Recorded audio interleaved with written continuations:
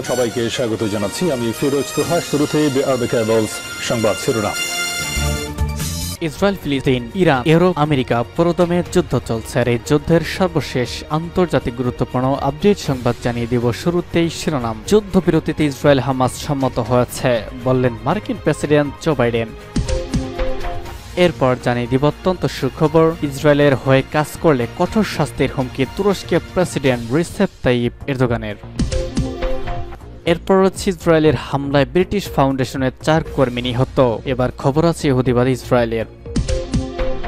আরো জানিয়ে দিব আমেরিকা নাকি চীন রাশিয়াকে বেছে নিলেন ইরানের নতুন প্রেসিডেন্ট, থাকবে এ সম্পর্কে প্রতিবেদন।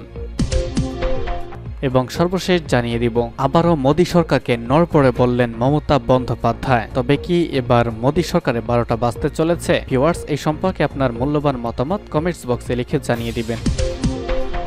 যুদ্ধবিরতিতে ইসরায়েল হামাস সম্মত হয়েছে বললেন জো বাইডেন। মার্কিন প্রেসিডেন্ট জো বাইডেন বলেছেন ইসরায়েল এবং ফিলিস্তিনের প্রতিরোধ আন্দোলন হামাস যোদ্ধারা গাজা উপত্যকায় যুদ্ধবিরতিতে সম্মত হয়েছে। বাইডেন সামাজিক মাধ্যম এক্সে লিখেছেন, কিভাবে একটি যুদ্ধবিরতিতে পৌঁছানো যায় এবং বন্দীদের বাড়িতে ফিরিয়ে আনতে পারি তার জন্য 6 সপ্তাহ আগে আমি একটি বিস্তৃত কাঠামো তৈরি করেছিলাম। এখনো কাজ বাকি আছে এবং এগুলো জটিল বিষয়, তবে ওই কাঠামোটিতে এখন ইসরায়েল এবং হামাস উভয় সম্মত হয়েছে। সমঝোতার দায়িত্ব দেওয়া আবার টিম অগ্রগতি অর্জন করেছে এবং এটি সম্পন্ন করতে দৃঢ় প্রতিজ্ঞ আমি। জো বাইডেন মে মাসের শেষের দিকে প্রস্তাবিত প্রস্তাবের প্রতি হামাসের সর্বশেষ প্রতিক্রিয়ার পর গাজা সংঘাতের পক্ষগুলোর মধ্যে পরোক্ষ আলোচনার একটি নতুন দফা বাস্তব করেছে, সম্ভব করেছে ইসরায়েলের প্রধানমন্ত্রী বেনিয়ামিন নেতানিয়াহুর কার্যালয় এবং ইসরায়েলের গোয়েন্দা সংস্থা মোসাদ 3 জুলাই বলেছে তারা একটি বন্দি চুক্তির বিষয় হামাসের কাছ থেকে প্রতিক্রিয়া পেয়েছে এবং এতে ইসরায়েলের প্রতিক্রিয়া জানানোর কাজ চলছে। এর পরের দিন হামাস গাজার পরিস্থিতি সমাধানের উপায় সম্পর্কে মিশর, কাতার এবং তুরস্কের সাথে রাজনৈতিক ব্যুরো প্রধান ইসমাইল হানিয়ার আলোচনা পরামর্শ ঘোষণা করেছেন। মার্কিন প্রেসিডেন্ট জো বাইডেন বলেছেন ইসরায়েল এবং হামাস বা ফিলিস্তিনি স্বাধীনতা কর্মীগণ হামাস যোদ্ধারা গাজা উপত্যকায় যুদ্ধবিরতিতে সম্মত হয়েছে। বাইডেন সামাজিক মাধ্যম লিখেছেন, কিভাবে একটি যুদ্ধবিরতিতে পৌঁছানো যায় সে বিষয়টা আমরা দেখছি। ইসরায়েল এবং হামাস এখন উভয় সম্মত হয়েছে যে সমঝোতার দায়িত্ব নেওয়া অগ্রগতি হয়েছে এবং আমি এটি সম্পন্ন করতে দৃঢ় প্রতিজ্ঞ।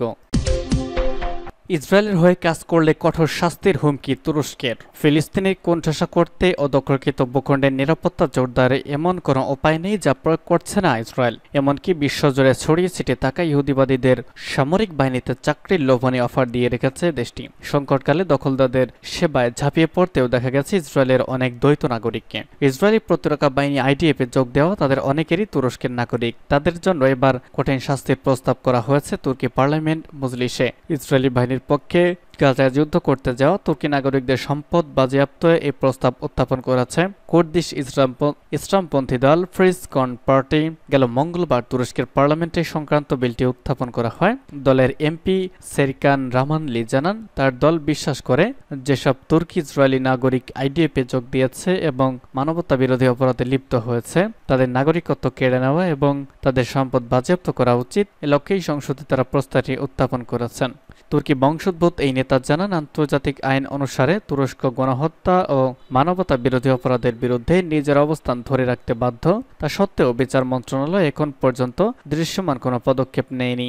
গ্র্যান্ড ন্যাশনাল অ্যাসেম্বলিতে এই ধরনের প্রস্তাব উত্থাপন করতে কেন 9 মাস অপেক্ষা করতে হলো সে প্রশ্নও রাখেন সেরকান রামলি। চলতি বছরের জানুয়ারিতে তুর্কির সংবাদ মাধ্যম টার্কিশ মনিটর এক প্রতিবেদনে জানানো হয়েছে 2 জন তুর্কি ইসরায়েলি নারী গাজা যুদ্ধ শুরুর পর ইসরায়েলি প্রতিরক্ষা বাহিনীতে যোগ দিয়েছেন। তারা হলেন মিনে গোমুশকায় এবং ওমায় আকচায়।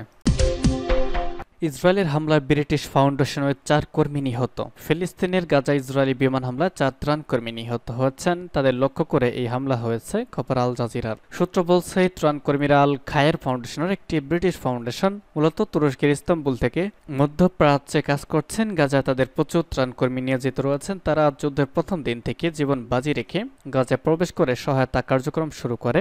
নানা প্রতিকূলতা সত্ত্বেও খাদ্য সামগ্রী গাজাবাসীর কাছে পৌঁছে দিয়ে ব্যাপক প্রশংসা কুড়িয়েছে ফাউন্ডেশন। ফাউন্ডেশনটি।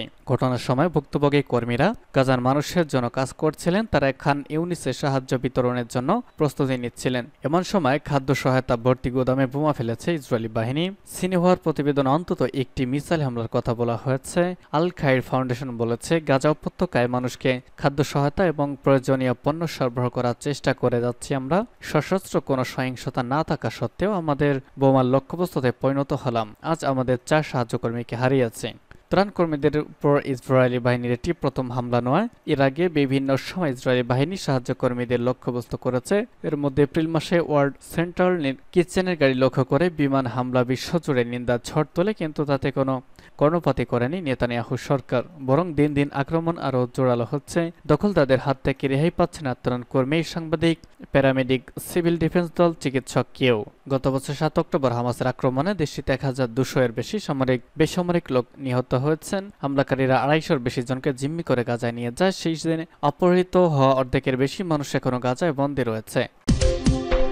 মার্কিন চাপ উপেক্ষা করে চীন রাশিয়াকে নিয়ে যা বললেন ইরানের নতুন প্রেসিডেন্ট। যুক্তরাষ্ট্রের চাপ উপেক্ষা করে চীন ও রাশিয়ার সঙ্গে বন্ধুত্বপূর্ণ সম্পর্কের কথা তুলে ধরেছেন ইরানের নতুন প্রেসিডেন্ট মাসুদ পেজেশকিয়ান। তিনি বলেছেন, মার্কিন চাপে ইরান সাড়া দিবে না। আজ একটি বিবৃতিতে এই কথা বলেছেন তিনি। খবর আরব নিউজের। ইরানের মধ্যপন্থী রাজনীতিবিদ প্রেসিডেন্ট মাসুদ পেজেশকিয়ান বলেছেন, ইরান পারমাণবিক অস্ত্রের দিকে গুরুত্ব না দিয়ে বরং প্রতিবেশী দেশের সঙ্গে সম্পর্ক আরও গভীর করবে। এছাড়া ইউরোপের সঙ্গেও সম্পর্ক জোরদারে তেহরানে কাজ করবে বলে জানিয়েছেন তিনি। বিবৃতিতে ইরানের প্রেসিডেন্ট বলেছেন, যুক্তরাষ্ট্রকে বাস্তবতা বুঝতে হবে। তেহরান মার্কিন চাপকে গুরুত্ব দেয় না, বিশ্বের কাছে এটাই বার্তা। 69 বছর বয়সী ইরানের নতুন প্রেসিডেন্ট মাসুদ পেজেশকিয়ান একজন হার্ট বিশেষজ্ঞ। নির্বাচনের প্রচার প্রচারণার সময় থেকেই তিনি ইরানে রাজনৈতিক অস্থিরতা কমানো এবং 2015 সালে পারমাণবিক চুক্তি বাস্তবায়ন সহ সামাজিক বিভিন্ন সংকট দূর করার প্রতিশ্রুতি দিয়েছেন। তবে ইরানিরা প্রেসিডেন্ট মাসুদ পেজেশকিয়ানের এই প্রতিশ্রুতি বাস্তবায়ন নিয়ে ততটা আশাবাদী নন, কারণ ইরানের সর্বোচ্চ ক্ষমতা অধিকারী হলেন সুপ্রিম কোর্ট আয়াতুল্লাহ আল খামেনি। আবারও মোদী সরকারকে নড়বড় বললেন মমতা। একক শক্তি খুইয়ে পরনির্ভরশীল হয়ে সরকার গড়তে চেয়েছে নরেন্দ্র মোদী এবং গড়তে হয়েছে। সেই প্রেক্ষাপটে তৃতীয় মেয়াদের স্থায়িত্ব নিয়ে যখন জাতীয় রাজনীতিতে আলোচনা জারি হয়েছে, তখনই মুম্বাই সফরে গিয়ে তাৎপর্যপূর্ণ মন্তব্য করলেন বাংলার মুখ্যমন্ত্রী তথা তৃণমূল নেত্রী মমতা বন্দ্যোপাধ্যায়। তার বক্তব্যই মোদী সরকার নড়বড়ে বেশি দিনও চালাতে পারবে না। প্রসঙ্গত এর আগেও মমতা কথা বলেছেন, কিন্তু তা তিনি বলেছিলেন এককভাবে। গতকাল ইন্ডিয়ার 2 শরিক নেতার সঙ্গে আলোচনার পরে মমতা আবারও একই কথা বলার সম্ভাবনায় তা বাড়তি গুরুত্ব পেয়েছে। শিল্পপতি মুকেশ আম্বানির কনিষ্ঠ পুত্র অনন্তের বিয়ের অনুষ্ঠানে যোগ দিতে গিয়ে মুম্বাই গিয়েছেন মমতা। গতকাল তিনি দেখা করেছেন মহারাষ্ট্রের সাবেক মুখ্যমন্ত্রী তথা শিবসেনা ইউটিবিটি নেতা উদ্ধব ঠাকরের সঙ্গে। সেই বৈঠকে ছিলেন উদ্ধব পুত্র আদিত্য। উদ্ধবের সঙ্গে দেখা করার পর মমতা যান শরদ পাওয়ারের বাড়িতে। উদ্ধবের বাড়িতে বৈঠকের পর মমতা বলেন, কেন্দ্রের এই সরকার স্থায়ী নয়, বেশি দিন চালাতেও পারবে না। মোদী সরকারকে এই দফায় সমর্থন দেয়া প্রধান মুখ তেলুগু দেশম পার্টির চন্দ্রবাবু নাইডু এবং সংযুক্ত জনতা দলের নীতিশ কুমার। বিরোধীরা কটাক্ষ করে বলেছেন, টিডিপি এবং জেডিইউ নামক দুটি চক্রান্তে প্রাচীর উপর ভর করে তারা দাঁড়িয়ে রয়েছে তৃতীয় মোদী সরকার। মমতার উদ্দেশ্যে প্রশ্ন ছিল, তিনি কি চন্দ্রবাবুদের ভাঙিয়ে নার ইঙ্গিত করতে চাইছেন? জবাবে বাংলার মুখ্যমন্ত্রী বলেন, আমি কোনো ব্যক্তি সম্পর্কে মন্তব্য করব না, কারো বিরুদ্ধেও বলবো না, কারো পক্ষেও বলবো না।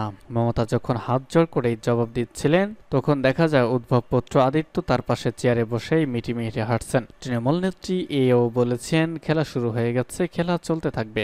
সামনেই মহারাষ্ট্রে বিধানসভা ভোট। মমতা জানিয়েছেন, এই ভোটে তিনি উদ্ধব শিবিরের হয়ে প্রচার করবেন। লোকসভা নির্বাচনে উদ্ধব শরদদের মহাজোট বিজেপিকে যেভাবে ধাক্কা দিয়েছে তারও প্রশংসা করেছেন মমতা। তার কথায় উদ্ধারের হাত থেকে দলের প্রতীক কেড়ে নেওয়া হয়েছে।